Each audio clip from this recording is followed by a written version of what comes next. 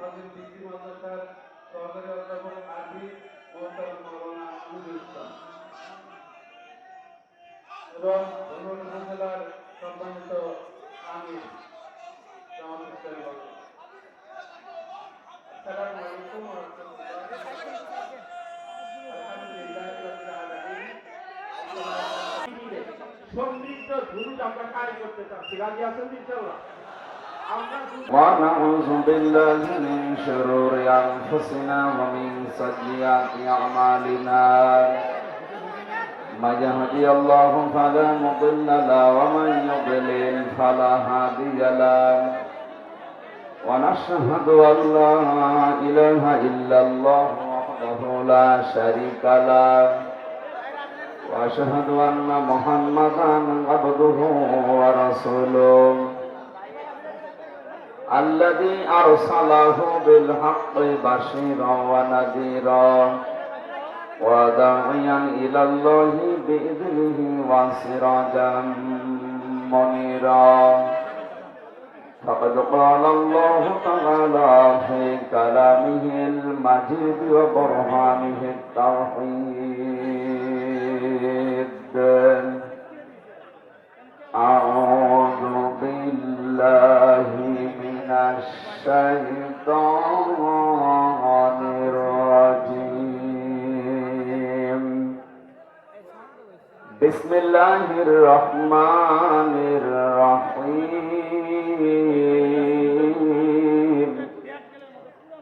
واعبدوا الله ولا تشركوا به شيئا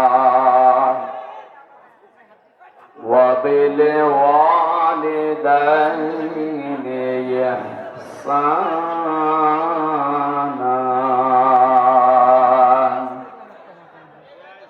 وبذي القربى واليتامى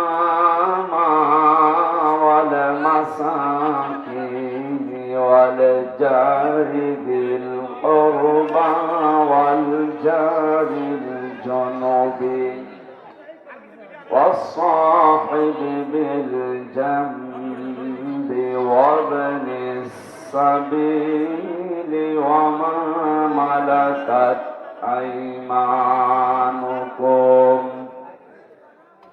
إن الله لا يحب كل مختال فخور صدقت يا ربنا اللهم صل على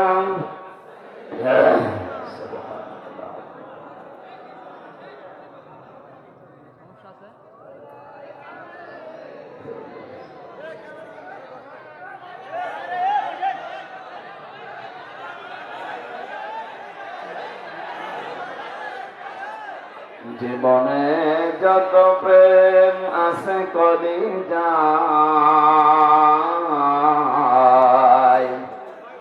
নবীজির তরে সবটুকু দিয়ে দেব তাই বিনিময়ে শাফাত যদি তার পাই মুছে যাবে জীবনে যত ব্যথা ভার বালাগালা বিকামালিহি কাশাফাত দুজা বিজামালিহি হাসনাত জামিউ খিসালিহি সাল্লু আলাইহি ওয়া আলিহি। আলহামদুলিল্লাহ। বগুড়া জেলার ধানুর থানার অন্তর্গত মবুয়াখালী কেন্দ্রীয় কবরস্থানের উন্নয়ন কল্পে 3 দিন ব্যাপী বাদশাহী তাফসীরুল কোরআন মাহফিলের সমাপনী রজনীর স্বনামধন্য সভাপতি জনাব মাওলানা মুজিবুর রহমান, প্রধান অতিথি সাবেক সংসদ সদস্য আলহাজ গোলাম মোহাম্মদ সিরাজ, আলোচনা রাখলেন আপনাদের পাশের জেলা নাটোরের সন্তান ইসলামিক চিন্তাবিদ প্রভাষক মাওলানা আব্দুল বারী রশিদি, আলোচনা করলেন মাওলানা হোসাইন আহমেদ মাহফুজ, অন্যান্য ওলামা ইকরাম। মঞ্চে বসা সম্মানিত ব্যক্তিবর্গ, সামনে বসা মুসলমান ভাইরা, পর্দার আড়ালের সম্মানিতা মা এবং বোনেরা, প্রশাসনের ভাইরা, প্রাণ প্রিয় বগুড়াবাসী, আল্লাহর দরবারে শুকরিয়া জানাচ্ছি।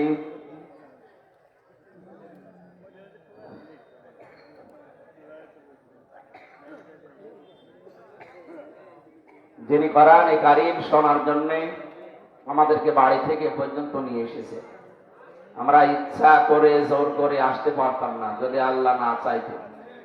মাইয়ুরিদিল্লাহু খায়রান ইউফাক্কিহু ফিদ্দীন। আল্লাহ যাকে ভালোবাসেন, যার কল্যাণ চান, তাকে কোরআনে কারীমের হাদিসের জ্ঞান দান করেন। সুতরাং এই হাদিস অনুযায়ী আমরা বিশ্বাস করতে পারি আল্লাহ আমাদেরকে অবশ্যই ভালোবেসেছেন। এ কারণে তিনি এই ময়দানে আমাদেরকে বসিয়ে রেখেছেন। এটা যদিও একটা কবরস্থানের পাশের একটা জায়গা, কিন্তু এটা এখন কিছু সময়ের জন্য জান্নাতের বাগান। কথা বলে না কেন? জান্নাতের বাগানে কোন জাহান্নামী মানুষ প্রবেশ করতে পারবে না। কারণ যারা জাহান্নামে যাবে ওদেরকে আল্লাহ জান্নাতে দেবে না। এই কথা বলেন কেন? হ্যাঁ, যেখানে দাঁড়িয়ে আছে দাঁড়িয়ে ভালো লাগে দাঁড়িয়ে থাক। যারা বসে আছেন কি খারাপ লাগছে? একটু ওঠেন, আপনার ওরকম দাঁড়িয়ে থাকেন। 30 সেকেন্ড ওঠেন, একেবারে মাঝামাঝি সাহায্য করে ওঠেন। হ্যাঁ, তোমার আবার আলাদা ভাবে তোলা লাগবে। কেউ বসে আছে কিনা দেখেন তো, ওরা তুলে দেন হাত ধরে দেন। কথা বলবেন তাড়াতাড়ি, 30 সেকেন্ড মাত্র দেন, তুলে দেন। মোবাইল নিয়ে আল্লাহর ওলিরা চলে যান। হয়েছে? এবার বসেন, 10 সেকেন্ড সময় দিলাম, বসে পড়েন তাড়াতাড়ি। আরে বাবা, মাছের হাটেও তো এত আওয়াজ হয় না। হ্যাঁ, কথা এবার বন্ধ করেন। হ্যাঁ, কথা বন্ধ করেন।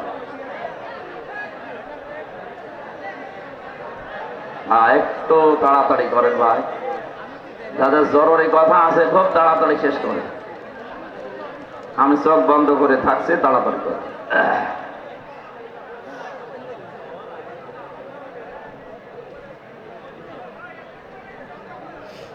জাহান্নামে কোন মানুষকে আল্লাহ জান্নাতে প্রবেশ করাবেন না, আর জান্নাতে কোন মানুষকে যদি আল্লাহ প্রবেশ করান তাকে আল্লাহ আর বের করে দেবেন না। কি কথা বলেন না?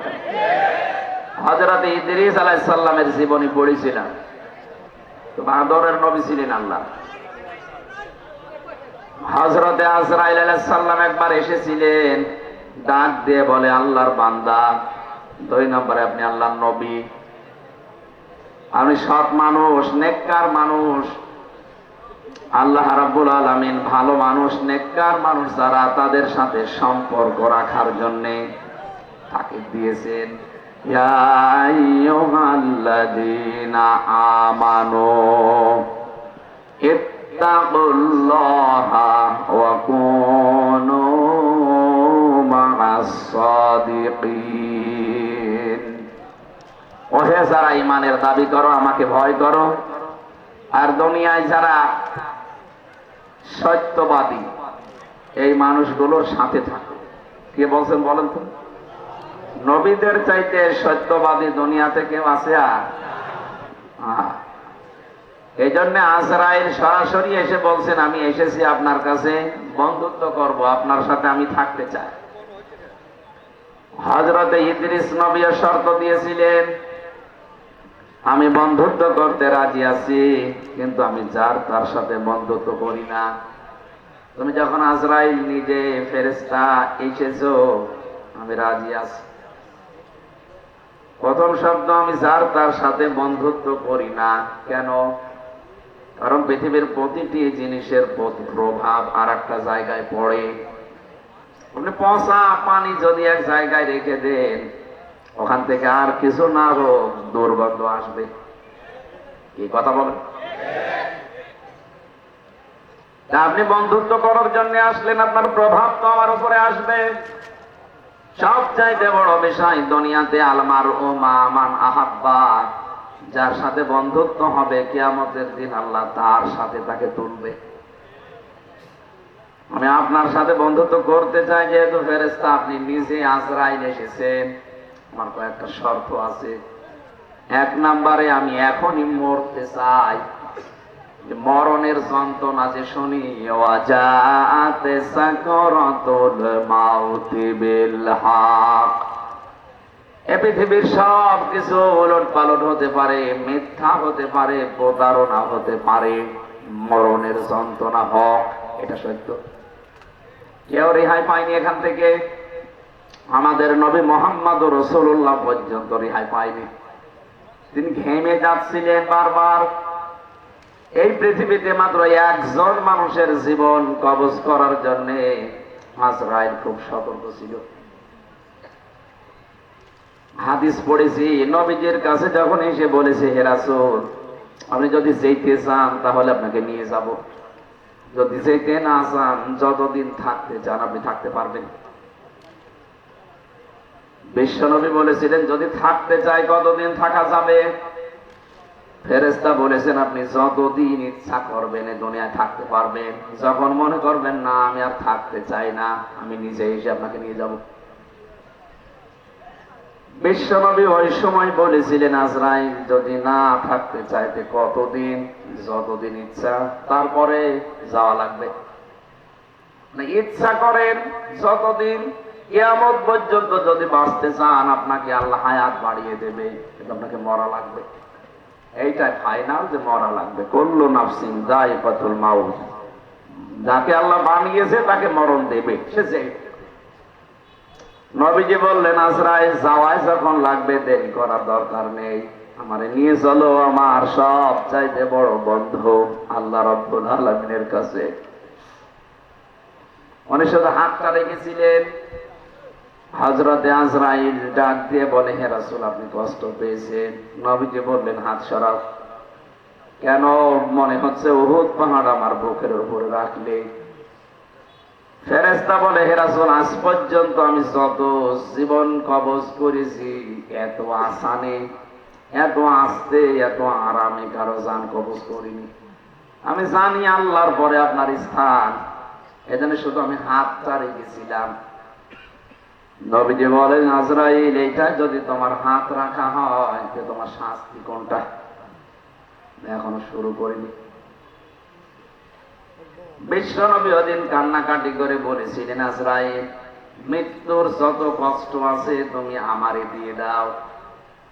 আমার পরে আমার যত উম্মত এই দুনিয়ায় আসবে তারা এমনিতেই দুর্বল, মরণের যন্ত্রণা তাদেরকে দিও না। হযরতে আজরাইল ওদিন বলেছিলেন, হ্যাঁ, আপনার এই কথা আমি রাখতে পারি। কোরআনে কারিমে আল্লাহ 6666 যে আয়াত আপনার উপরে নাযিল করেছেন, এর ভেতরে একটা আয়াত আছে, আয়াতুল কুরসি বলা হয়। সূরা বাকারার 255 নম্বর আয়াত। এটা যদি কেউ 5 ওয়াক্ত ফরজ নামাজের পরে তেলাওয়াত করে, এখানে আল্লাহর 10টা ক্ষমতার কথা আছে। কয়টা? বলেন বলেন। এটা ক্লাস চলছে, ছাত্রের মতো জবাব দেবেন। 1 2 3 4 যারা পড়ে দেখেন না কেমন জবাব দেয়, বুঝলেও দেয়, না বুঝলেও চিল্লায়। আপনারা ওইভাবে জবাব দেবেন। গ্রাম অঞ্চল তো, এই জন্য সেমিনার হলে আমরা এভাবে কথা বলতাম না। কালকে মাহফিল ছিল চুয়াডাঙ্গা জীবননগর, শ্বশুর বাড়ি, একেবারে শ্বশুরের গ্রাম। এর চাইতে অনেক 10 ডবল মানুষ হবে। শাশুড়ি দেখে পানি মারি, জামাই ধরে রেখেছে। আবার সকালে এই খাবার মাবার খাওয়ানোর কারণে আমার দেরি হয়ে গেছে। এই যে জার্নি, শরীর আর অবাক করছে না। জেলখানায় যে কি খাওয়াইলো, ও পালিয়েও গেল, আমারে খাওয়িয়েও গেল। তো পালিয়েই যাবে। আর 3 বছর আগে যেতে পারি, কারণ আমার এই জেল খাটা লাগে না। কি খাওয়িয়েছে জেলখানায় আল্লাহ জানে। আমি এত চেষ্টা করছি স্বাভাবিক হওয়ার জন্য, কিন্তু না, শরীর পড়ে যাচ্ছে। আমার মনে হয় কিছু খাওয়িয়েছে। ওরা যারে বিদায় করে দিতে চায় তারে আস্তে আস্তে সোলো পয়জন এগুলো দিয়ে দিয়ে মেরে ফেলে। কোরআনের পাখি দেলাওয়ার হোসাইন সাইদি রহমতুল্লাহ আলাইহি, ওনারে সারা জীবন বিভিন্ন রকমের উল্টা পাল্টা জিনিস দিয়ে সারা জীবন দেখতো জেলের ভেতরে দুর্বল, উনি তো শক্ত মানুষ, দুর্বল করে ফেলেছিল। এরপরে ওনার আবার ডায়াবেটিস, শেষে দেখলেন না ইঞ্জেকশন দিয়ে মেরে ফেলি। অনেকে বলে না উনি মরে গেছে, কে মরে গেছে? 10 মিনিট ওনার সাথে আমি ছিলাম, এমনি এমনি মরে না। হ্যাঁ, যদিও সারা জীবনে তার দোয়া ছিল আল্লাহুম্মা ইন্নী আসআলুকা শাহাদাতান ফি সাবিলিক, হে আল্লাহ তুমি যাই করো আমাকে শাহাদতের মরণ দিও। এই কারণে জালেমদের হাতে আল্লাহ তাকে শাহাদতের মরণ দিয়েছে, আর যাকে তাকে আল্লাহ শহীদের মরণ দেয় না, কারণ এটা অনেক দামি জিনিস। শহীদ এ শব্দটা শুনতে ছোট, কিন্তু এত দামি এটা। যারা শহীদ হয় তারা মরে না। ওয়ালা তাহসাবান্নাল্লাযীনা কুতিলু ফি সাবিলিল্লাহি আমওয়াতা বাল আহয়াউন ইনদা রাব্বিহিম ইরযাকুন। সূরা আলে ইমরান 169 নম্বর আয়াত। আল্লাহ তাআলা বলেন, হে নবী, যে মানুষগুলো শহীদ হয় এদেরকে আপনি বলবেন না যে মরে গেছে, এমনকি ধারণাও করবেন না। এক জায়গায় আছে ওয়ালা তাকুলু লিমা ইয়ুকতালু, আর এক জায়গায় আছে ওয়ালা তাহসাবান্নাল্লাযীনা কুতিলু। মুখ দিয়ে তো বলবেনও না, অন্তরে ধারণাও করবেন না যে যারা শহীদ হয়েছে এরা মরে গেছে। না, মরে গেছে তো ওই মানুষটা যে মানুষটা জুলুম অত্যাচার নির্যাতনের মাস্টার মাইন্ড ছিল, এরা মরে যায়। কিন্তু শাহাদতের মরণ পেলে মানুষ মরে না, এরা জীবিত থাকে এবং আল্লাহ নিজে তাদেরকে কুদরতের হাতে খাবার খাওয়ায়। সুবহানাল্লাহ বলেন। উনি যদি সত্যিই মারা যেতে, এই যে আমার পাশে যারা মুরব্বী বসে আছে, এই মানুষগুলোর ঈমান অবশ্যই আছে, কিছু না থাকা আল্লাহ একজন আছে। এখন যদি এই বিশ্বাসের উপরে মরে যায়, কবরে থাকবে, ঘুমিয়ে থাকবে, এতটুকু শেষ। এই কথা বলেন মানে, হ্যাঁ, এরপরে 5-7 মিনিট পর প্রশ্ন করবো, যদি বলতে না পারেন এই জায়গায় এসে কানের নিচে দেবো একটা, আর কি মারা জন্য এসেছেন। উনি যদি এই অবস্থায় ঈমান নিয়ে মারা যেতে পারে, কবরে শুয়ে থাকবে, মাম বাআসনা মিন মারফাদিনা হাযা মা ওয়া'দার রহমান ওয়া সাদাকাল মুরসালুন। কিয়ামতে যেদিন সিংহায় ফুৎকার দেওয়া হবে, ফাইদা নুফিখা ফিস-সূর,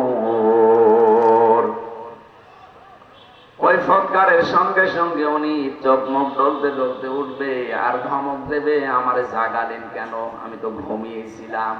মনে হচ্ছে কেবল 8-10 মিনিট আগে ঘুমিয়েছে, অথচ কোটি কোটি বছরের জীবন থেকে আল্লাহ পার করে দিয়েছেন। ঘোষণা দেওয়া হবে, এইটাই সেই রহমানের ওয়াদার দিন, কিয়ামত কায়েম হয়ে গেছে, ওঠো। আপনি একটু সামনে দৃশ্যটা নিয়ে আসেন তো নিজের জীবনে, এরকম একটা সময় আমাদের সবার সামনে আসবে, কিয়ামতের ওই কঠিন ময়দান যেদিন কায়েম হয়ে যাবে, একটা ফুৎকারে আপনি উঠবেন, চোখ ডলতে ডলতে উঠে দেখবেন যে সবাই দৌড়াচ্ছে ময়দানে, হাসরের ময়দানের দিকে। ফাইদা নুফিখা ফিস-সূরি ফালা আনসাবা বাইনাহুম ইয়াওমাইযিন ওয়ালা ইয়াতাসাআলুন। যেদিন ফুৎকারটা দেওয়া হবে ওই দিনের পর থেকে আল্লাহ পাক কিয়ামত যখন বিচার শুরু করবেন, তখন পর্যন্ত কোনো সম্পর্ক আর থাকবে না। যত রকমের সম্পর্ক দুনিয়া আপনার ছিল, রক্তের বলেন, আত্মীয়তার বলেন, দলীয় বলেন, পৃথিবীর বিভিন্ন সম্পর্ক আমাদের সাথে আছে, এমনকি প্রেমিক প্রেমিকার সম্পর্ক থাকবে না। অনেকে দেখে মাথায় হাত দিয়ে বলে, আল্লাহর কসম করে বলো যে আমারে ভুলে যাবা না। কিসের ভুলে যাবা না?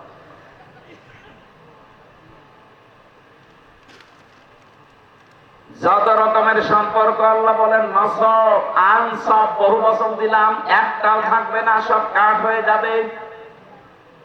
ইয়াউমাইযি ওয়ালা ইয়াতাসাআলুন, এমনকি পৃথিবীতে যে মানুষগুলো একে অন্যের কাছে কিছু আশা করে চায়, এরকম কোন মানুষ দেখলেই তাড়াতাড়ি দৌড়াবে, ওর কাছে কোনো কিছু জিজ্ঞাসা করার সুযোগ দেবে না। এজন্য আমরা বিপদে পড়লে বাবাকে দেখলে মনে হয় যে আশা জাগে না, উনি আমার জন্য হয়তো কোনো জায়গায় কিছু চেষ্টা করছে। আল্লাহর কসম, কোরআনে কারীম সূরা মুমিনুনের ভেতরে আল্লাহ এটা জানিয়েছেন, সিংহায় ফুৎকার দিলে ওই বাবা পর্যন্ত মনে করবে হয় আমার কাছে আসতে পারে, এই জন্য দৌড়াবে। কি করবে? ন্যাংরা মানুষ যেভাবে দৌড়ায় ওইভাবে না। ইয়াউমা ইয়াফিরুল মারউ মিন আখি, এটা আল মারউ মিন আখি, এর আগে আল্লাহ ইয়াফিরু দিয়েছেন। ইয়াফিরু শব্দের শাব্দিক অর্থ হচ্ছে মাজা তুলে দৌড় দেওয়া। আপনার আত্মীয় স্বজন যত রকমের সম্পর্কের মানুষ আছে, ও দেখা মাত্রই মাজা তুলে দৌড় দেবে। বলেন নাউজুবিল্লাহ। এই জন্য আমার এই কথাটা একেবারে বাস্তব, আপনি নিজের চোখের সামনে মিলাবেন। কিয়ামতের দিন সবাই যখন উঠতে থাকবে, আর শহীদ যারা হয় এই মানুষগুলো খেতে থাকবে। সুবহানাল্লাহ বলতে পারেন না? এই জন্য শহীদ এই শব্দটা খেলাচোরা বিষয় না। এসেরাতে যিনি রাষ্ট্রপতির দায়িত্বে ছিলেন, শহীদ জিয়াউর রহমান, শব্দটা ওনার নামের আগে আন্দাজে লাগানো হয়নি, চিন্তা ভাবনা করে লাগিয়েছে। সারা পৃথিবী জানে এই বাংলাদেশের সংবিধানের উপরে, আল্লাহর উপরে আস্থা, এই কথাটা উনি লিখেছিলেন। কথা বলেন না কেন? বিসমিল্লাহির রহমানির রহিম, এটা দিয়ে সংবিধান শুরু হবে, এটা উনি লিখেছিলেন। ওনার জীবনে ভুল ত্রুটি হয়তো আছে মানুষ হিসাবে, আল্লাহ যদি বিচার করে যে আল্লাহর উপরে আস্থা, এই দিকে তাকিয়েও আমার মনে হয় আল্লাহ ওনারে মাফ করে দেবেন। ওনারে মাফ করে দিলে আমাদের বিশাল ক্ষতি হয়ে যাবে। বলেন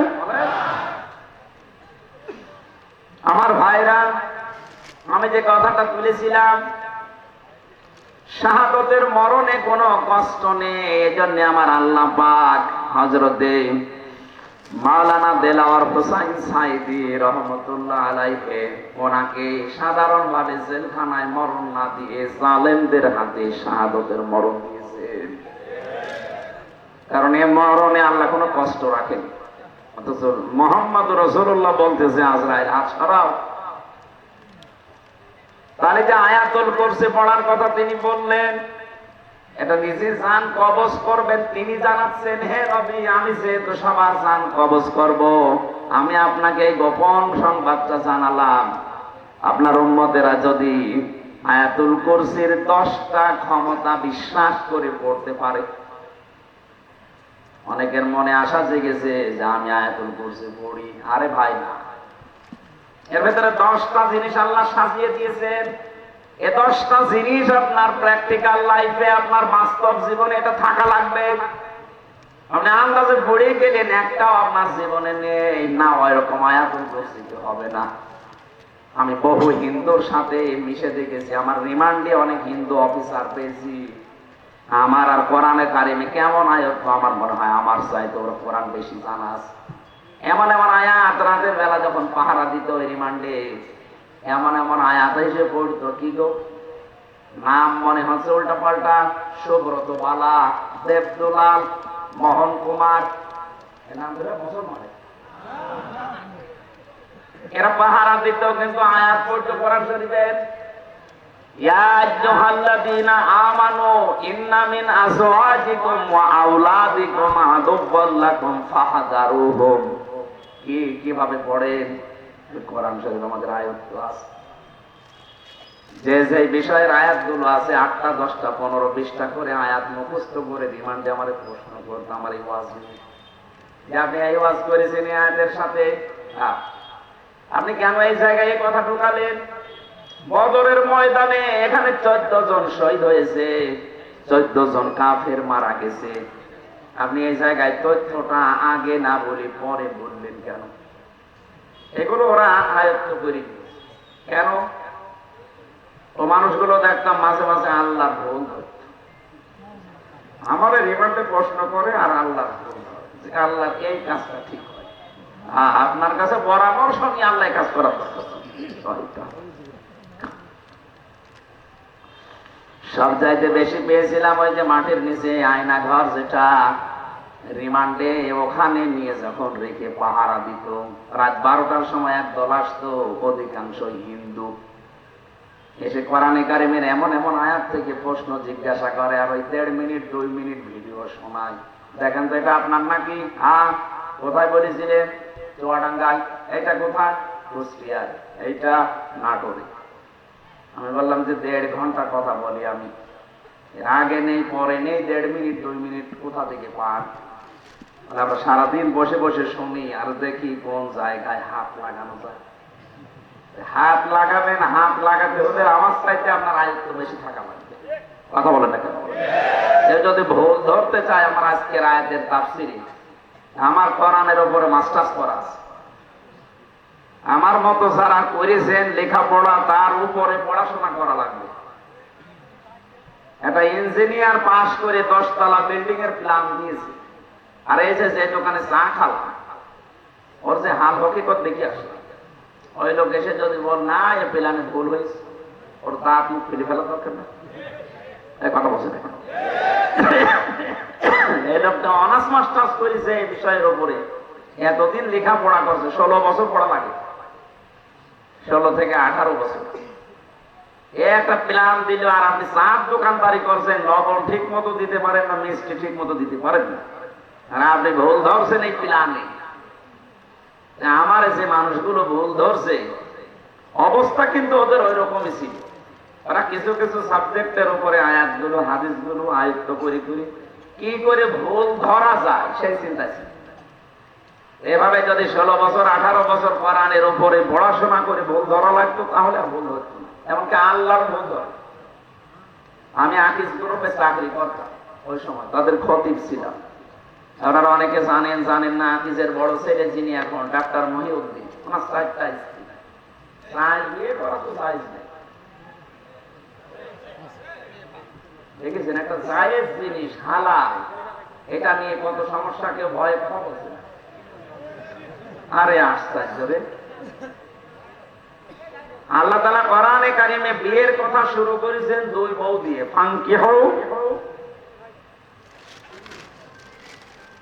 নিকাহ করো, বিবাহ করো। কয়টা? মাসনা 2টা, সুলাসা 3টা, রুবা 4টা।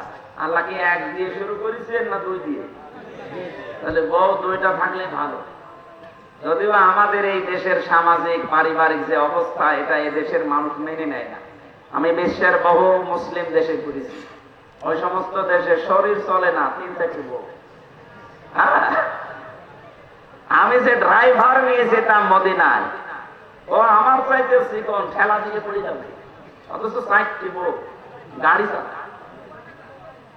গাড়ি চালিয়ে আমরা 4 বউ, আর আমি আপনাকে ভাড়া করছি আমার 1 বউ।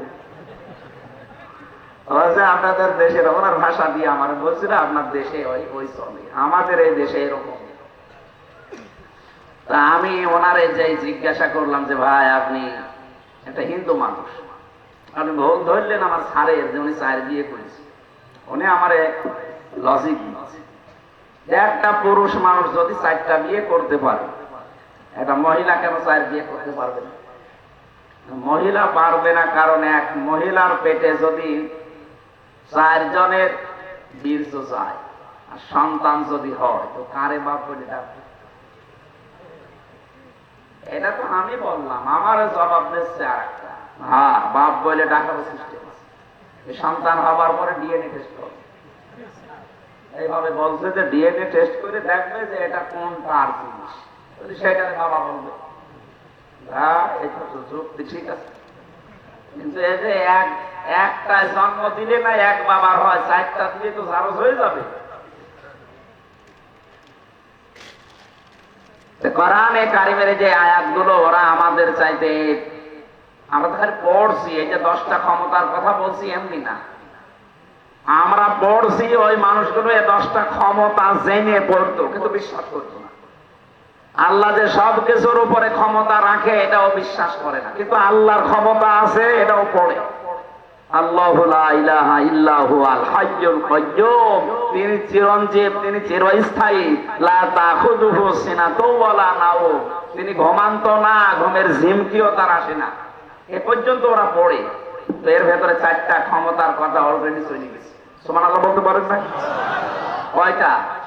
এই যে পর্যন্ত পড়লাম, এর ভেতরে চারটা ক্ষমতার কথা আল্লাহ চলে গেছে। উনি চিরঞ্জীব, উনি চিরস্থায়ী। আজ কত মানুষের মারা যাওয়ার পরে চিরঞ্জীব লিখে দিচ্ছে, চিরঞ্জীব মুজিব, নাউজুবিল্লাহ। এই শব্দটা দুনিয়ায় কারো নামে লাগানো জায়েজ নেই। উনি কি মুজিবকে আর হাই ছিল যে চিরঞ্জীব হয়ে গেছে? একজন শুধু চিরঞ্জীব, যার কোনো মরণ নেই। কে বলেন তো?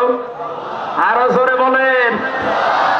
সুতরাং যারা বিভিন্ন জায়গায় এরকম মূর্তি বানিয়ে, ভাস্কর্য বানিয়ে লিখে দিয়েছেন চিরঞ্জীব মুজিব, এটা কোরআনে আয়াতুল কুরসির সাথে সাংঘর্ষিক। কেউ যদি বিশ্বাস করে লেখে, আপনার ঈমান চলে গেছে। এরপরে যে একটা একটা করে ক্ষমতার কথা আছে, আমি একটু টাচ দেই। যারা আয়াতুল কুরসি পড়লে আজরাইলের হাত থেকে, কষ্টের হাত থেকে বেঁচে যাবেন, উনি যেহেতু নিজে জানিয়েছে আজরাইল, আপনি 10টা ক্ষমতা বিশ্বাস করে আপনার জীবনে মিলাবেন, দেখবেন যে আসলে মেলে কিনা। 1 নম্বরে সব কিছুর উপরে ক্ষমতা কার? আরো জোরে। কিন্তু আমরা অনেকেই বিশ্বাস করি, বগুড়াতেও আছে, ক্ষমতার উৎস এরা বলে জনগণ। না, এটা আয়াতুল কুরসির সাথে যায় না।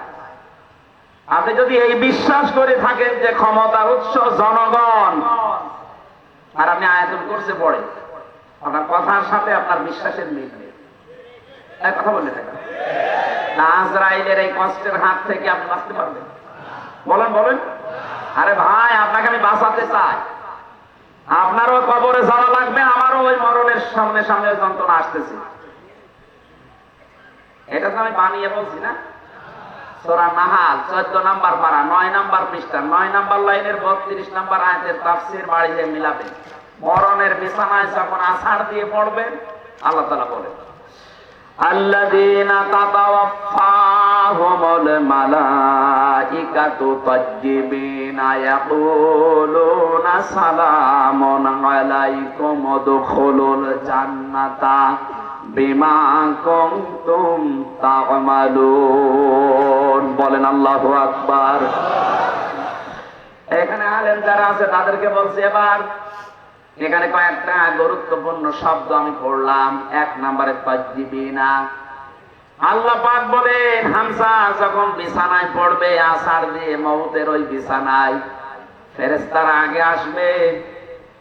যদি তোমার জানটা পবিত্র হয়ে থাকে, যে তাজ্জিবিনা, তাজ্জিবিন মানে শুধু এই পোশাক আশাক পবিত্র না, শুধু শরীর পবিত্র না, তাজ্জিবিন মানে চিন্তা, চেতনা, বিশ্বাস, এগুলোর পবিত্রতা না।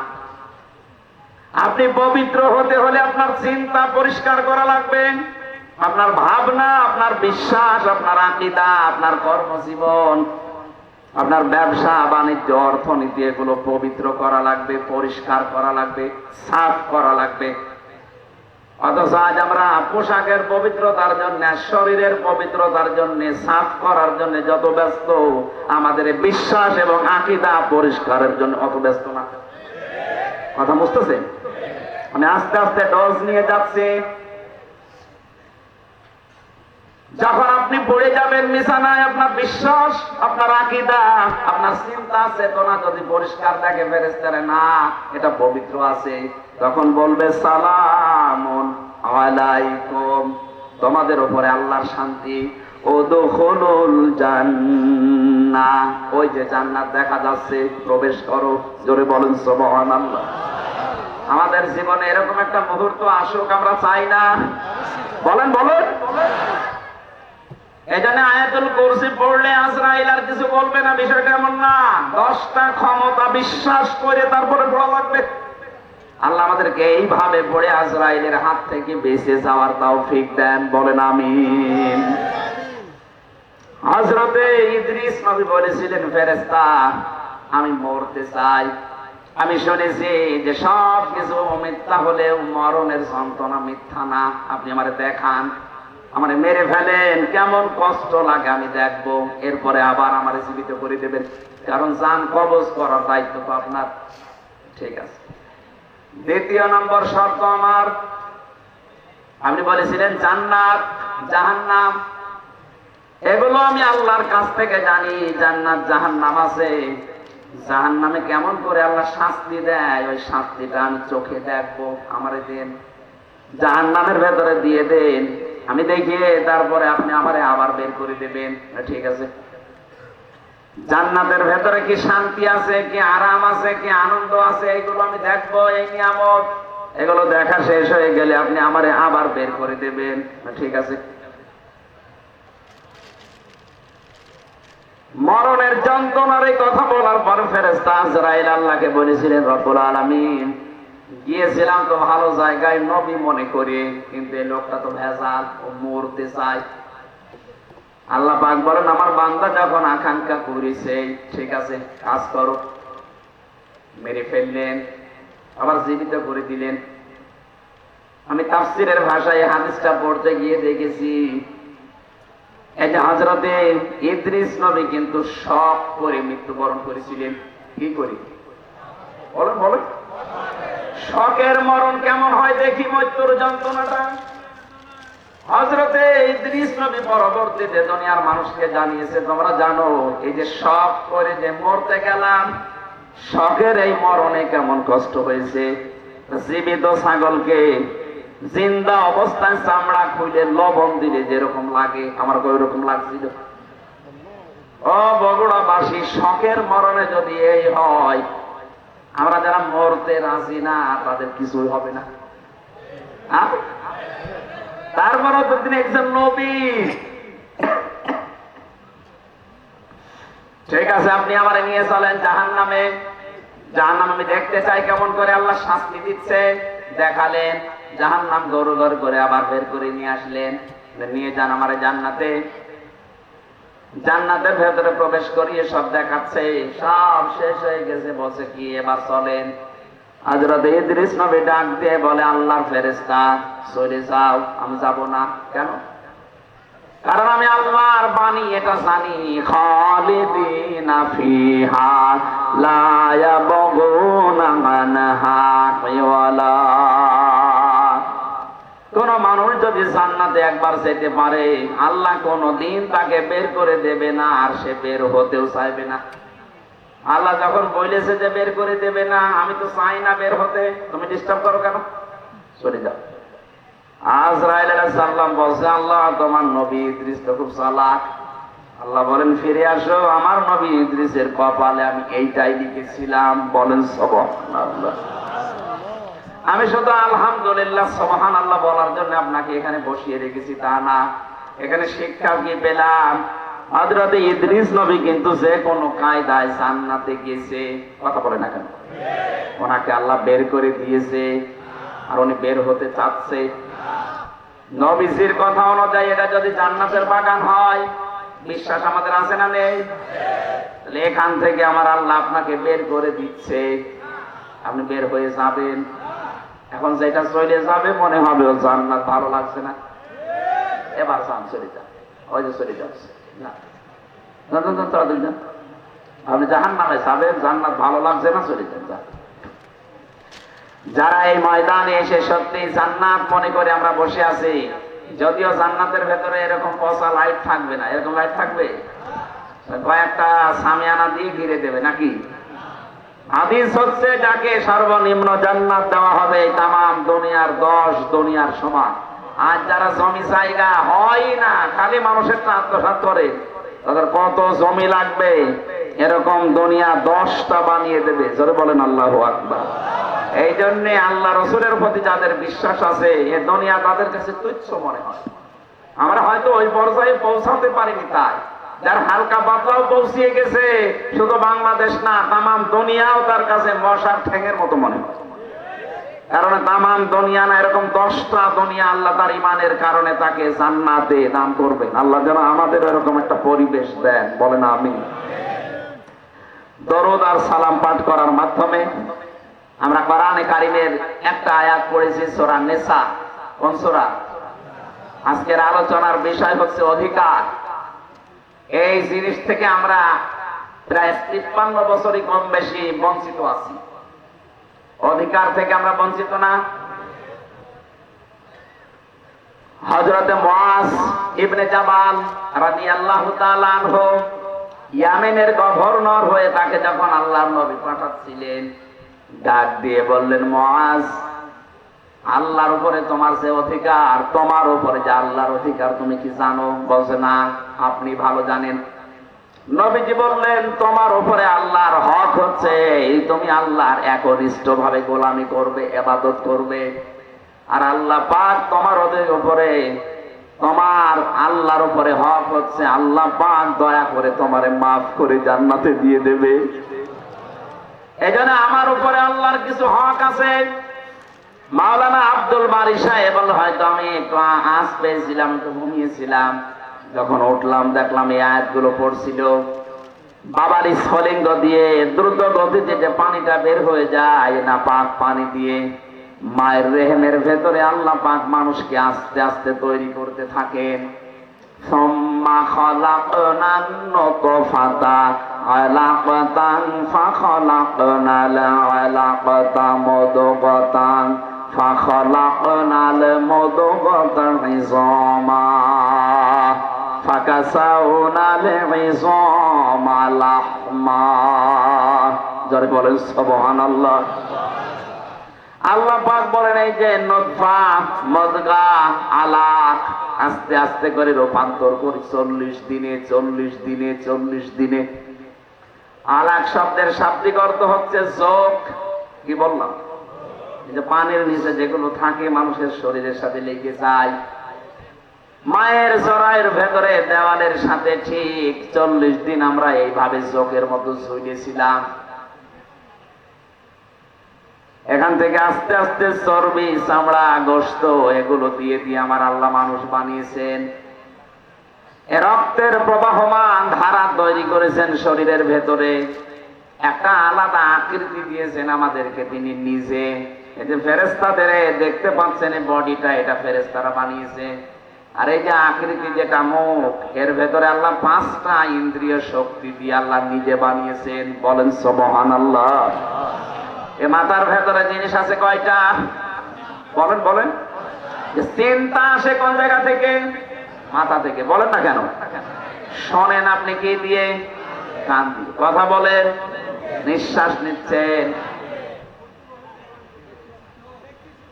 দেখছেন আপনি চোখ দিয়ে। 5টা ইন্দ্রিয় শক্তি গুরুত্বপূর্ণ, এগুলো সব এই মাথা কেন্দ্রিক।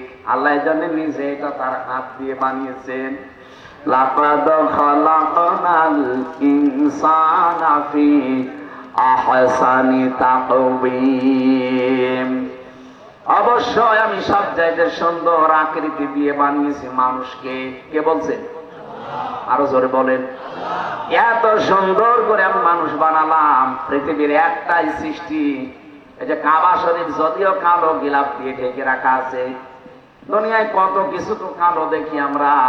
এই যে ভ্রমর কালো, কোন মানুষ একবার ভ্রমর দেখে আর একবার তাকাতে মনে বলে আমি পাইনি। কথা বলছেন না কেন? পেঁচা, বাদর, চামচিকা, এরা নিজেরা তো কালো, আবার কালো জিনিসেরা ভালোবাসে, অন্ধকার। এই জন্য এদের যা চেহারা, এদের একবার দেখলে আর একবার দেখতে মন চায় না। কাবা শরীফও কালো, এটা এমন একটা আকর্ষণ আল্লাহ ওর ভেতরে দিয়েছে, যতবার তাকাবেন মনে হয় আর একবার তাকায়। নবীজি জানিয়েছেন পৃথিবীর 2টা জায়গা আছে যেখানে তাকিয়ে থাকলে সওয়াব হয়। একটা কাবা শরীফ, আর একটা আপনার মা আর বাবা। জোরে বলেন সুবহানাল্লাহ। মায়ের দিকে, বাবার দিকে কেউ যদি মহব্বতের নজরে তাকিয়ে থাকে, একটা নফল হজের সওয়াব হয়ে যায়। সাহাবী বললেন, হে নবী, আমি যদি 100 বার তাকাই। বিশ্ব নবী বলেন, মা বাবার দিকে 100 বারও যদি কেউ তাকায়, 100 বারই নফল হজের সওয়াব হবে। অথচ কয়েকদিন আগে যে রংপুরের নীলফামারী, কিশোরগঞ্জ একটা থানা আছে, ওখানে যেয়ে দেখলাম বৃদ্ধাশ্রমে এই লাইনে আর এই লাইনে কত মা বাবা বসে চোখের পানিগুলো ফেলছে। এদের চোখের দিকে তাকালে আমি বুঝতে পেরেছি এরা সন্তানের জন্য বরদোয়া করছে। যে মায়ের দিকে, বাবার দিকে শুধু তাকালে হজের সওয়াব হয়ে যায় নফল। অথচ ওরাও তো কোনো মা বাবার সন্তান ওদেরও আছে, ওরা রেখে এসেছে নিজের ইচ্ছা করে ওই বৃদ্ধাশ্রমে। একটা সন্তান বলেন তো কখন তার মা আর বাবাকে বৃদ্ধাশ্রমে রেখে আসে? আমার যতটুকু মায়া মহব্বত ঈমান আছে আমার দ্বারা সম্ভব না। যদি আমার বউ ছেলে মেয়ে সব ছেড়ে দেওয়া লাগে, তাও আমার মা আর বাবাকে বৃদ্ধাশ্রমে রেখে আসা সম্ভব না আমার ঈমানে। ওরা তো রেখে এসেছে, কথা বলে না কেন? ওরা রেখে এসেছে কোন কারণে? ওদের পেছনে কোন কারণ আছে। আমি একবার রাঙ্গামাটি গিয়েছিলাম, লংগদু থানা, ওখানে একটা বৃদ্ধাশ্রম আছে। বললাম আমারে নিয়ে চলেন তো দেখি আসি। যে দেখি একটা লোক কলেজের প্রফেসর কাঁদতেছে।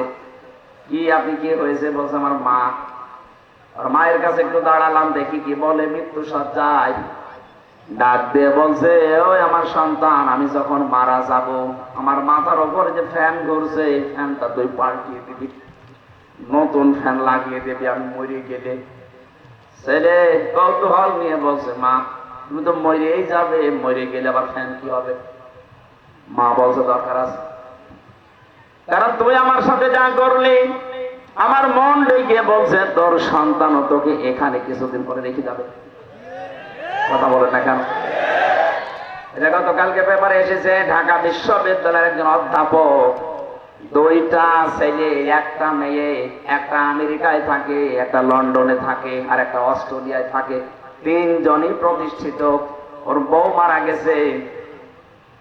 ওই তিন ভাই বোন মিলে সিদ্ধান্ত নিয়ে বাবাকে রেখে গেছে বৃদ্ধাশ্রমে। অথচ তো সে নিজে বলছে আমার ঢাকায় ফ্ল্যাট ছিল তিনটা, আমার বড় ছেলে চালাকি করে ফ্ল্যাট গুলো সব লিখে তার নিজের অ্যাকাউন্টে টাকা নিয়ে নিয়েছে।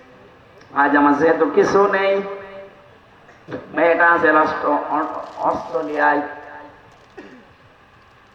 আর ছেলে দুইটা কেউ লন্ডনে কেউ আমেরিকায়। তাদের অভাব নেই, কিন্তু এই মানুষগুলোর পাশে একটা ঘর আমার জন্য হয়নি যে একটা রুমে আমি থাকবো।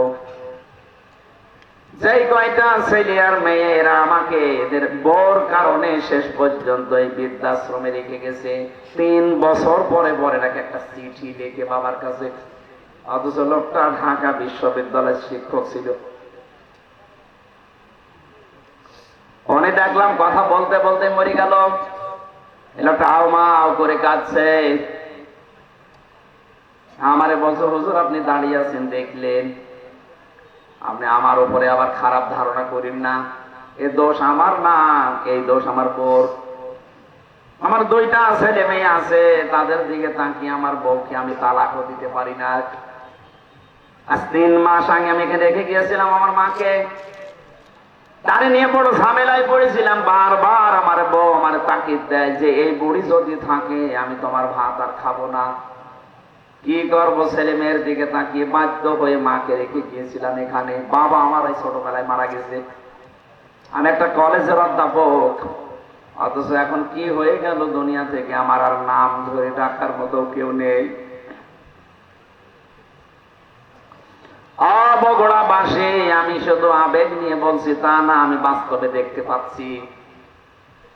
রাঙ্গামাটি লংগদু থানার এই যে মাটা মারা গেল, কলেজের অধ্যাপক, এখানে বহু মানুষ ঠিক তার পরিবারের কাছে ওই রকমই। একটা বাবা 8টা 10টা 16 17 20 22 25টা ছেলে মেয়ে আমি দেখেছি। 25টা ছেলে মেয়েকে বাবা মানুষ করতে পারছে এক হাতে এক কাঁধে তুলে নিয়ে। অথচ 25টা ছেলে মেয়ে মিলেও একটা বাবা আর মাকে খাবার দিতে পারে না। শেষ পর্যন্ত 15 দিন বা 1 মাস করে পালাপালি করে নেয়। বগুড়াতে নেই। সিদ্ধান্ত নেওয়া লাগবে, আমার মা বাবাকে যদি আলাদা করতে চাই দুনিয়া থেকে, আমি দরকার হয় তারে আলাদা করে দেব।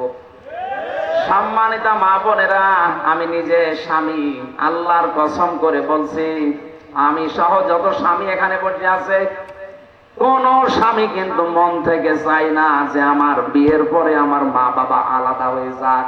না, আমি যা খাবো আমার মা বাবা তাই খাক। আমি না খেয়ে থাকলে ওরা না খেয়ে থাক, তারা আমার সাথে থাক। কথা বলে না কেন? এই পরিবেশটা আমরা অনেক জায়গায় দেখছি নষ্ট হয়ে গেছে। বিয়ে করার কিছুদিন পরেই সন্তান আর পেরে ওঠে না, শেষ পর্যন্ত এই মা বাবাকে হয় আলাদা করে দেয়, নয় বৃদ্ধাশ্রমে দিয়ে দেয়। কথা বলেন ঠিক কিনা?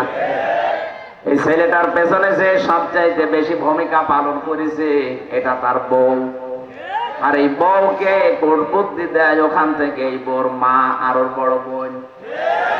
ওখান থেকে খালি ইনজেকশন পাঠায়, ওই আর কতদিন থাকবে একসাথে, আলাদা হয়ে যা, আরামে খেতে পারবি। আমি কি বেশি বলে ফেললাম?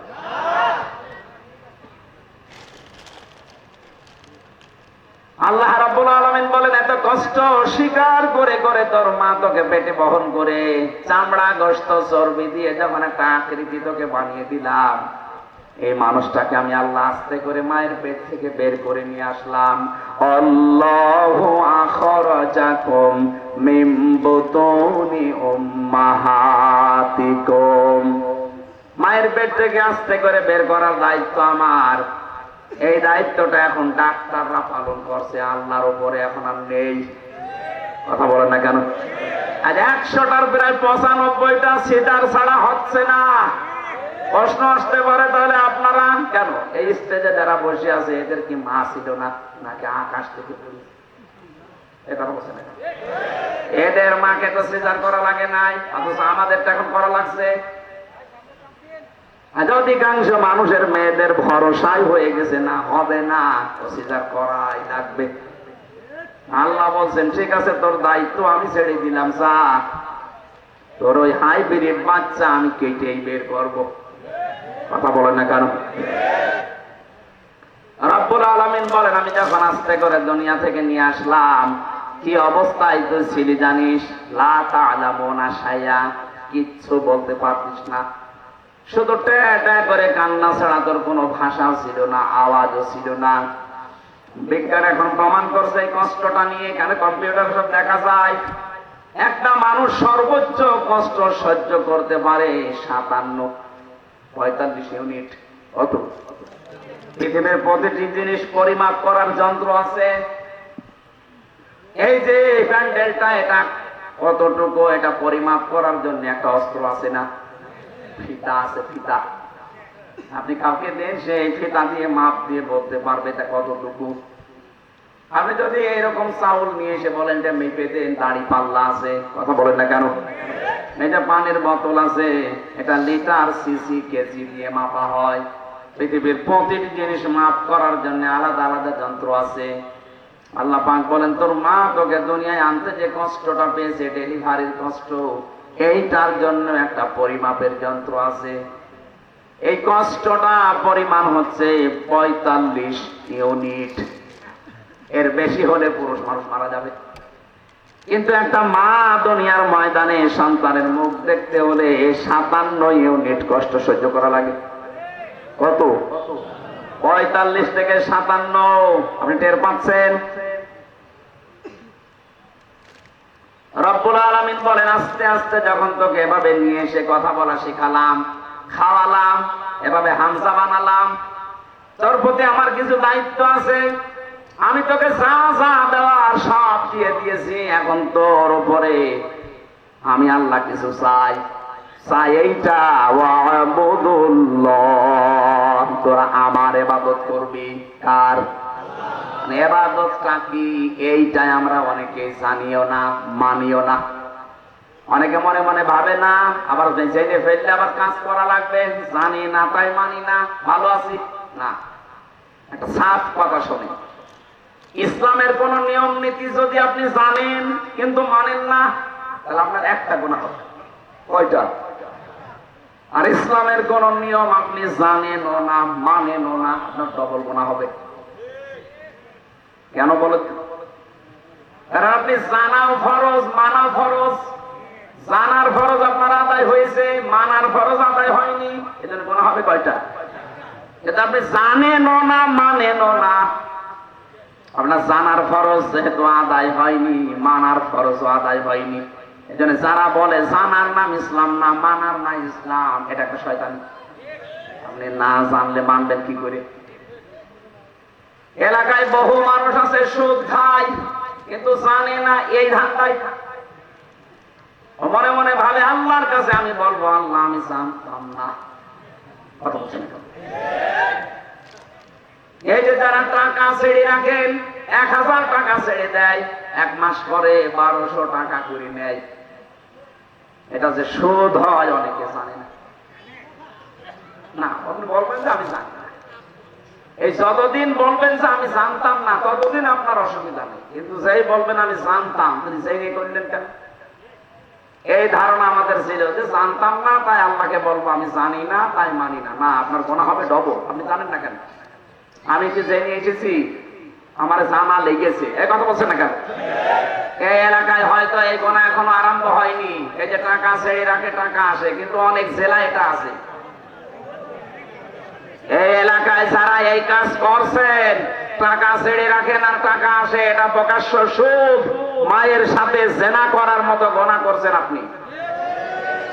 এটা ছেড়ে দেওয়া লাগবে। কারা কারা এই গোনা ছেড়ে দেবেন? হাত তোলেন তো। এই এলাকায় তো সব 180 মাইল বেগে। ঠিক আছে, আপনারা এই এলাকায় তো প্রায় সবই মায়ের সাথে জেনা করছেন। না খেয়ে থাকেন, না খেয়ে মরে যান, তারপরে জাহান্নামে যাওয়া লাগবে না। কিন্তু মায়ের সাথে জেনা করে গেলে জাহান্নামে শুধু না, ইদাফ লাহুল আযাব ইয়াউমাল কিয়ামা, জেনাকারীদের শাস্তি ডবল হবে। কয়টা বলেন? এই গুনাহটা এখনো পর্যন্ত আপনার এলাকায় আছে, আর আপনি নামাজ পড়েন, রোজা রাখেন, হজ করে আসেন। কিসের হজ করেন?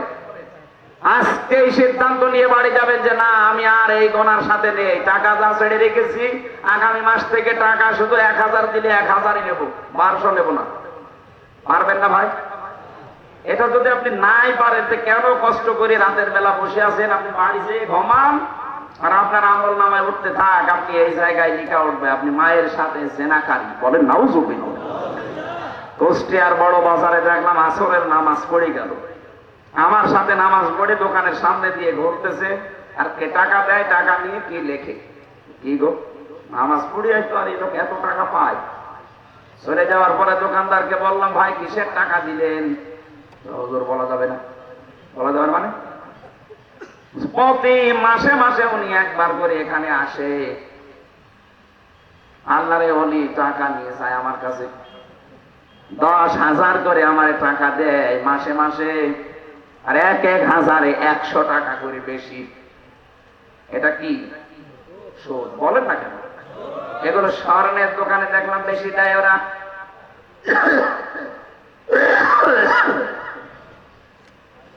অনেকে চালাকি করে মনে করে গোনা যদি হয় টাকা এমন কায়দায় নামে নামে ছেড়ে দেবো যেন আমার নামে গোনা লিখা না হয়। অনেকে বউর নামে টাকা ছাড়ে, জাহান্নামে যদি যাই বউ যাবে। না ভাই, চালাকি করবেন না। আমি বলছি আপনি জানতেন না তাই মানতেন না, এ কথার কোনো ভিত্তি নেই। জানেন না কেন? এটা আপনার অপরাধ। এটা কি বলেন? বলেন। আপনার উপরে আল্লাহর হক এইটা যে নেই থেকে আপনাকে আব্দুল বারী আল্লাহ বানিয়েছে। আপনার প্রতি আল্লাহর কিছু হক আছে। আল্লাহর হক হচ্ছে আপনি তার ইবাদত করবেন, এমন ভাবে ইবাদত মানে শুধু নামাজ পড়বেন, রোজা রাখবেন, আর কালো বোরকা পরবেন না। এই যে কথা বলছি, এ কথাটাও ইবাদত। এই কথা বলেন না কেন? যে মানুষের সাথে দেখা হলে হাসি মুখে কথা বলা, এটাও কি? বলেন। বলেন। সালাম দেয় যারা, 90টা নেকি পায় তারা প্রথমে। জবাব দেয় যারা, এই মানুষটা নেকি পাবে 10টা। এবার আমার প্রশ্ন, সালাম দেওয়া সুন্নাত আর জবাব দেওয়া ওয়াজিব। ওয়াজিবের দাম বেশি না সুন্নাতের? এই জায়গাটা পুরা উল্টানো।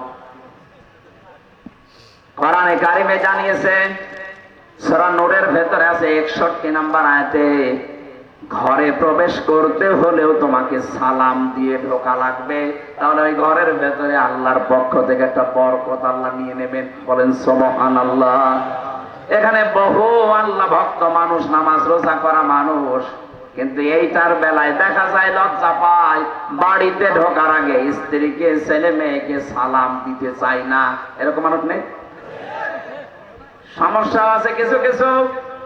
আজকেই যদি বাড়ি যে সালাম দেন, বলবে কি গো তোমার কোন ভূতে ধরেছে? কালকে যে যৌতুকের টাকার জন্য আমার গালি গালাজ করে পিটাই দিয়ে আজকে সালাম দিচ্ছ, মানে আজকে নতুন ধান্দা আছে। সে যা মনে করে করুক, আজকে থেকে আপনি ইসলামের এই কাজটা শুরু করেন। নবীজি জানিয়েছেন যদি 25 বার করে দিনের ভেতরে সন্তানকে, স্ত্রীকে, পরিচিত মানুষ, অপরিচিত মানুষ যদি সালাম দিতে পারেন 25 বার, কয়বার? সারাদিন 24 ঘন্টার ভেতরে যদি 25 বার সালামের প্রচলন আরম্ভ করতে পারেন, আপনি শাহাদতের মরণ পাবেন। আরো জোরে বলেন সুবহানাল্লাহ। বগুড়াবাসীর এই জন্য ইবাদত মানে ওই শুধু নামাজ পড়া, রোজা রাখা না। আপনি কথা থেকে শুরু করে একেবারে সংসদ চালাবেন কি করে, সবটাই ইবাদত। বলেন বলেন। আমি এবার আলেমদেরকে বলছি, এই আপনারা এটা ভালো করে শুনুন। 2 নম্বরে আয়াতে ছিল ওয়ালা তুশরিকু বিহি শাইআ, তোমরা আল্লাহর সাথে শিরিক করবা না। কি করবা না? শিরিক কি? আল্লাহ যেটা পারে ওইটা অন্য কেউ পারে, এই বিশ্বাস করার নাম শিরিক। আর এই শিরিক যারা করে তারা মুশরিক। কথা বলছেন এ পর্যন্ত বুঝেছেন কিনা বলেন? আমি ক্লাস নিচ্ছি না, এটা ক্লাস চলছে। আল্লাহর সাথে যারা শিরিক করে, আল্লাহ বলেন আমি যেটা পারি ওইটা অন্য কেউ পারে। ছেলে মেয়ে দিতে পারে কে? এটা কোন পীর সাহেব পারে, কোন কবরে শুয়ে আছে এই লোক পারে। এই বিশ্বাস অনেকে মহিলা করে না। বলেন বলেন। এটা স্থান করে যে কত মানুষ সন্তান চাচ্ছে, ওই গাছের সাথে দেখবেন বড় বড় ঢেলা ঝুলিয়ে রেখেছে, পাথর, ইট। কি গো, এখানে পাথর ঝুলিয়ে রাখবেন। এগুলো সব চাইতে বাগের হাটের খান জাহানের দরবারে বেশি। বড় বড় পাথর ঝুলিয়ে রাখে, ওকে যেন কে বুদ্ধি দিয়েছে। ওই পাথর যখন জ্বলবে, পেটের ভেতরে সন্তান এসে দোল খাবে, দোলে দোলে। সে কেউ বিশ্বাস করে করুক আর অবিশ্বাস করুক, কারো কাছে শুনিয়ে জেনেই করছে। যেন আমি এক কথাই বলছি, এটা রেকর্ড হচ্ছে। আল্লাহ যেটা পারে ওইটা অন্য কেউ পারে, এই বিশ্বাস করার নাম শিরিক। আর শিরিক যারা করে তারা, আরো জোরে, আরো জোরে বলেন, মুশরিক হয়ে যাবেন। এই যে সূরা নিসার আয়াত পড়লাম, এর ভেতরে 5টা আয়াত আনকমন আছে। নবীজি বলেন এই 5টা আয়াত পেয়ে আমি এত খুশি হয়েছি, তামাম দুনিয়া দিয়ে দিলেও আমি এত খুশি হতাম না। তার ভেতরে এইটা, ইন্নাল্লাহা লা ইয়াগফিরু আইয়ুশরাকা বিহি ওয়া ইয়াগফিরু মা দুনা যালিকা লিমান ইয়াশা। এ পৃথিবীর সব গুনাহ আল্লাহ ইচ্ছা করলে মাফ করে দিতে পারেন, কিন্তু শিরিক করলে তার মাফ নেই। কে বলছেন? আরো জোরে বলেন। এবার আসেন আমি একটা একটা করে দিচ্ছি। যারা বলতো না ক্ষমতার উৎস জনগণ, তারা ঠিক ছিল। আর ভাই আপনি তো জাহান্নামে যাচ্ছিলেন। এদেরকে ব্যান্ড করার পরও এরা মানে নাই, বলছে না ক্ষমতার উৎস জনগণ, মানি না তো মানি না। আল্লাহ ঠিক যেন 5 দিন পরে তাদের পোড়াটা উল্টিয়ে দিয়েছে। কারণ ওই জালেমরা হাত দিয়েছে জামাত ইসলামের গায়ে না, ওরা হাত দিয়েছে সরাসরি একেবারে আল্লাহর গায়ে। আল্লাহু আকবার, আল্লাহু। আপনি এই জায়গায় বলেন যে আল্লাহ সব কিছুর উপরে, আর এই ক্ষমতার মতো একটা ছোট্ট জিনিসের কাছে এসে বলছেন না এইটার মালিক আল্লাহ না জনগণ। যাদের এরকম বিশ্বাসে অপবিত্রতা আছে, আপনি পাল্টিয়ে যাবেন আজকে। এর জন্য যদি দল ত্যাগ করা লাগে ওইরকম দল ত্যাগ করবেন না। এবার আওয়াজ বেশি হয়নি আমি জানি, আর এটা বগুড়ায় হবেও না। কথা বলছে না কেন? যেই দলের বিশ্বাসে এই শিরিক আছে, ক্ষমতার উৎস জনগণ, ওইটার মুখে ঝাঁটা মেরে চলে আসা লাগবে। ও দল যদি আমার বাবাও তৈরি করে, ও দলে আমি নেই, কারণ আমার বাবা জাহান্নামে গেলে আমি তার সাথে যেতে পারি না। আর কথা বলো, আগে বাবার সাথে যাবেন। এবার একটা নতুন তথ্য বলছে, এখানকার আলেম তৈরি গেছে নাকি? হ্যাঁ, এবার ভালো করে শুনবেন। আল্লাহ রাব্বুল আলামিন বলেন ওমান দাখালাহু কানা আমিনা। নম্বর আয়াতের মাঝের অংশে আছে রব্বুল আলামিন বলেন, এটা কাবা শরীফের যে চত্বরটা, এখানে কেউ প্রবেশ করলে তাকে আল্লাহর নিরাপত্তা দিয়ে দেয়। কে? কেন? ফিহি আয়াতুম বাজ্জিনাতুম, এখানে আল্লাহর বিভিন্ন নিদর্শন আছে। মাকাম ইব্রাহিম, একটা নিদর্শনের নাম মাকাম ইব্রাহিম, যেটা লিফট হিসাবে ব্যবহার করে ওই পাথরের উপরে দাঁড়িয়ে দাঁড়িয়ে ইব্রাহিম আর ইসমাইল নবী কাবা ঘর বানিয়েছিলেন। এই যে লিফট আবিষ্কার হয়েছে এই পাথর থেকে, দাঁড়ালে এই লিফটের মতো চলে যেত উপরে। আবার যখন মনে করতেন আমি নেমে পাথর আবার নিতে চাই, তখন আবার নিচে নেমে পড়তো। যারা হজে গেছেন দেখেছেন কাবার পাশে কয়েক হাত ধরে হযরতে ওমর ওই পাথরটা ওখানে রাখিয়ে রেখেছেন, আগে কাবার সাথে ছিল। এখন মানুষের সুবিধার্থে এটা করা। আল্লাহ পাক বলেন এই চত্বরের ভেতরে আল্লাহর বহু নিদর্শন আছে। তার এক নাম্বার নিদর্শন, ইন্না আউওয়ালা বাইতি উযিআ লিন-নাস লাল্লাযী বিবাক্কাতা মুবারাকাও ওয়া হুদাল লিল আলামিন। পুরাতন প্রাচীন একটা নাম মক্কা শরীফের বাক্কা। কি নাম? এই মক্কার নাম ছিল বাক্কা। এই বাক্কায় পৃথিবীর প্রথম ঘর আল্লাহ প্রতিস্থাপন করে দিয়েছেন, তার নাম কাবা। নাম কি? এই চত্বরের ভেতরে কেউ গেলে তাকে নিরাপত্তা দিয়ে দেয়, শান্তি স্বস্তি, সে নিরাপদ হয়ে যায়। কে? আরো জোরে বলেন। আমি কেন এটা বলছি বারবার বলেন তো? আমি এটা বোঝাতে চাই, কাবা শরীফের চত্বরটা আল্লাহ এমন নিরাপদ বানিয়ে দিয়েছেন, অথচ ওর ওই এরিয়ার বাইরে গেলে অনেক উল্টাপাল্টা কাজ চলছে, রাহানাজানি চলছে, ছিনতাই চলছে, মারামারি চলছে, রক্তপাত চলছে, ধোঁকাবাজি চলছে।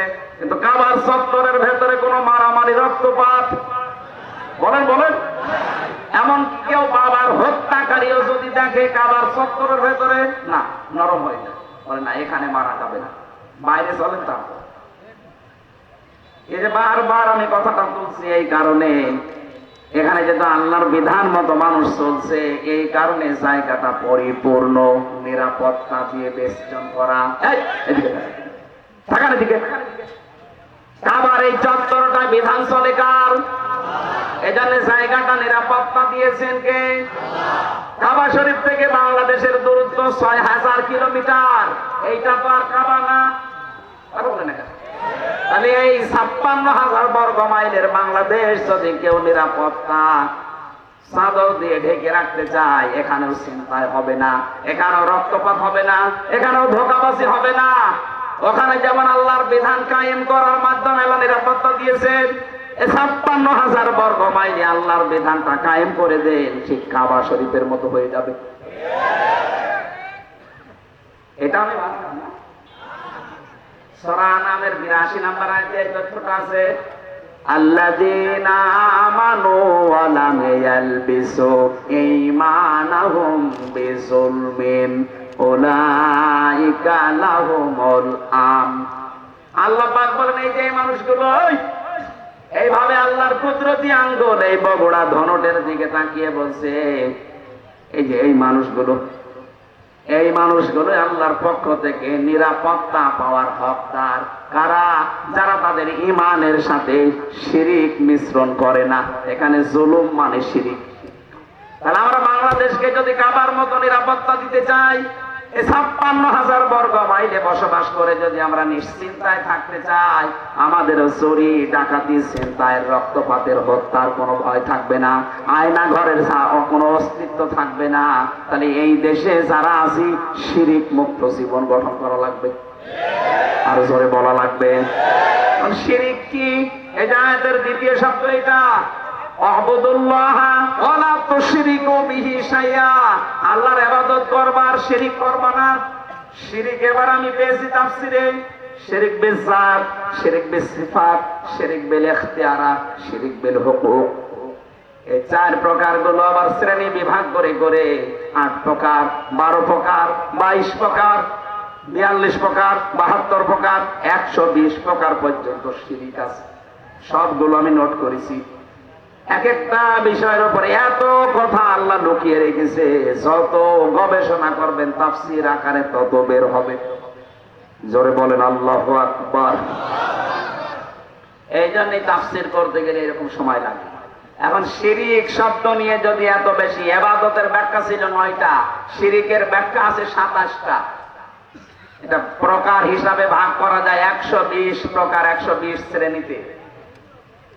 এতগুলো শিরিক থেকে যদি সত্যি আমরা মুক্ত হতে পারি, দেশের মানুষ, আমরা তো চেষ্টা চালাচ্ছি। আমাদের বিশ্বাসে শিরিক থাকবে না, আমাদের আকীদায় শিরিক থাকবে না, আমাদের সমাজে শিরিক থাকবে না, আমাদের সংসদেও শিরিক থাকবে না।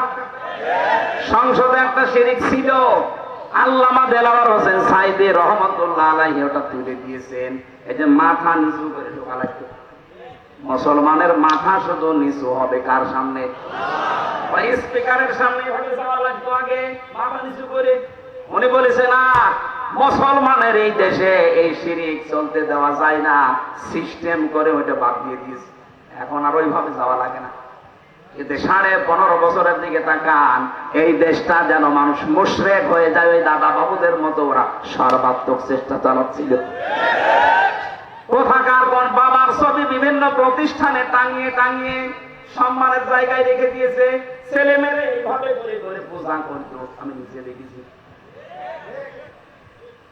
একটা জাতিকে মুশরিক বানাতে পারলে তাকে অনিয়ন্ত্রিত করে ফেলা যায়। আজকে ভারত বাংলার বিভিন্ন পাহাড় অঞ্চলগুলো অস্থিতিশীল করে রাখতে চায়, ওদের একটা গোপন ষড়যন্ত্র আছে। আজকে একটা ভিডিও আসছে, ওরা বাংলার বিভিন্ন প্রান্তগুলো, বিশেষ করে চট্টগ্রামের পার্বত্য অঞ্চল, এগুলো মাঝে মাঝে যুদ্ধ লাগিয়ে রাখে, মাঝে মাঝে অশান্তি তৈরি করে রাখে, অস্থিতিশীল করে রাখে। কারণ ওদের একটা উদ্দেশ্য আছে, ওরা নাকি ওটা ভাগ করে ম্যাপ তৈরি করে মায়ানমারের কিছু অংশ আর চট্টগ্রামের কিছু অংশ কয়েকটা জেলা নিয়ে আলাদা একটা খ্রিস্টান রাষ্ট্রের ঘোষণা দেবে। এই দুর্বিসন্ধি চলছে। আমি এটা এত মানুষের সামনে বলা ঠিক না, এটা গোপন বিষয়। এগুলো চালাচ্ছে আমেরিকা এবং ইহুদি ছাড়া।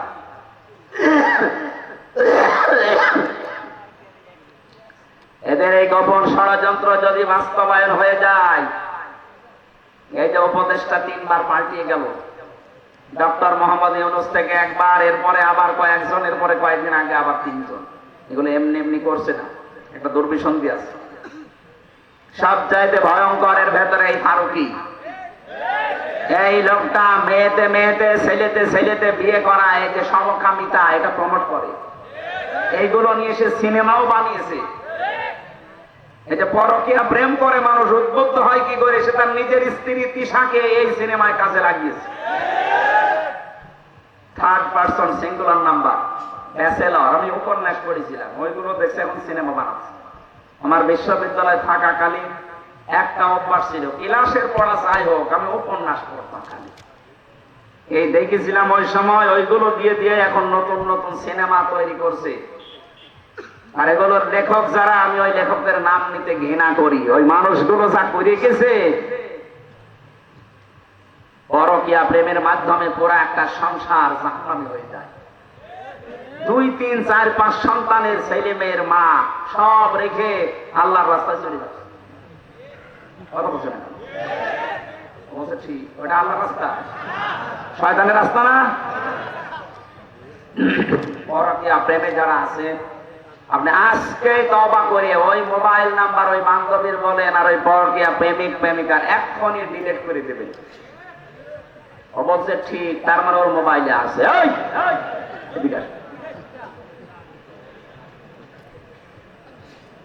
আয়াতের 3য় কথা ছিল, রব্বুল আলামিন বলেন, হে পৃথিবীর মানুষেরা, ওয়াল জারিদিল কুরবা ওয়াল জারিল জুনুবি ওয়াস-সাহিবি বিল জামবি ওয়াবনিস সাবিল। পৃথিবীর ময়দানে যারা আত্মীয় স্বজন আছে, প্রতিবেশী হোক আর অনাত্মীয়, তাদের সাথে মিলমিশ করে চলবা, ভালো ব্যবহার করবা।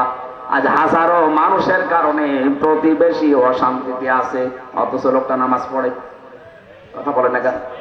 আরে প্রতিবেশী মানে আপনার বাড়ির পাশে যে আছে, শুধু সে না, আপনি বাসে যাচ্ছেন বগুড়া থেকে ঢাকা পর্যন্ত, এই যে 4-5 ঘন্টা সময় লাগবে, আপনার পাশের সিটে যে আছে সে 5 ঘন্টার প্রতিবেশী।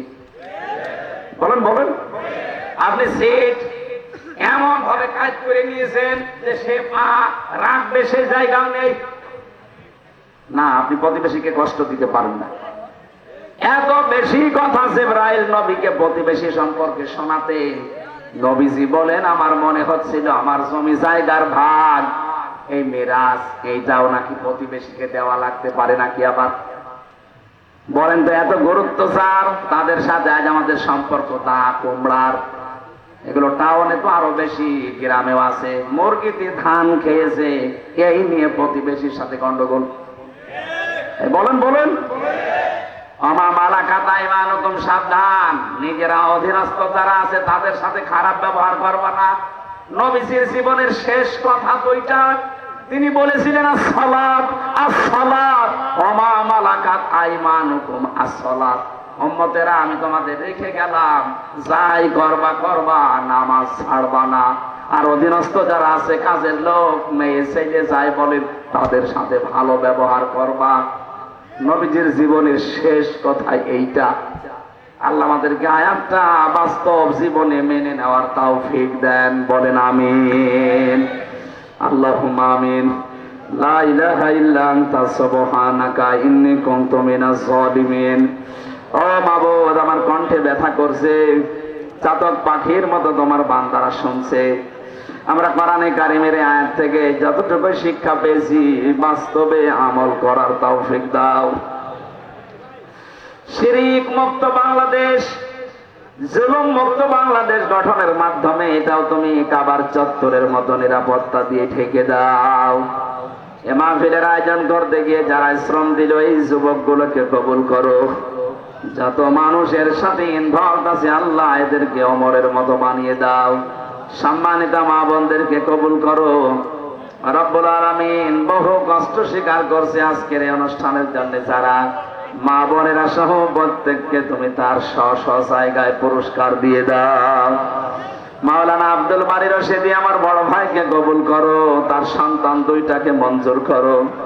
মাওলানা হুসাইন তার বাবাকে হারিয়েছে, মাফ করে দাও।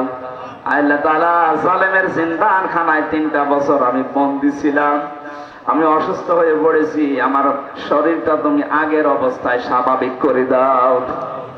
এলাকায় মাটির নিচে যারাই ঘুমিয়ে আছে, এই কবরগুলো জান্নাতুল ফেরদাউস বানাও। আল্লাহ তাআলা, কোন জালেম যেন কিয়ামতের আগে বাংলার চেয়ারে বসতে না পারে সেই ব্যবস্থা করে দাও। যারা দায়িত্বে আছে তাদেরকে সততা দাও, তাদের ভেতরে তাদের কলিজায় জাহান্নামের ভয় তুমি ঢুকিয়ে দাও। রব্বুল আলামিন, আমি আবার বলছি, আমার কণ্ঠটা তুমি ছেড়ে দাও। বারাকাল্লাহু লানা ওয়া লাকুম ফিল কোরআনিল আযীম। মরণ যখনই আসবে, একবার হলেও যেন আমাদের এই জবানে জারি হয়ে যায়, লা ইলাহা ইল্লাল্লাহু মুহাম্মাদুর রাসূলুল্লাহ।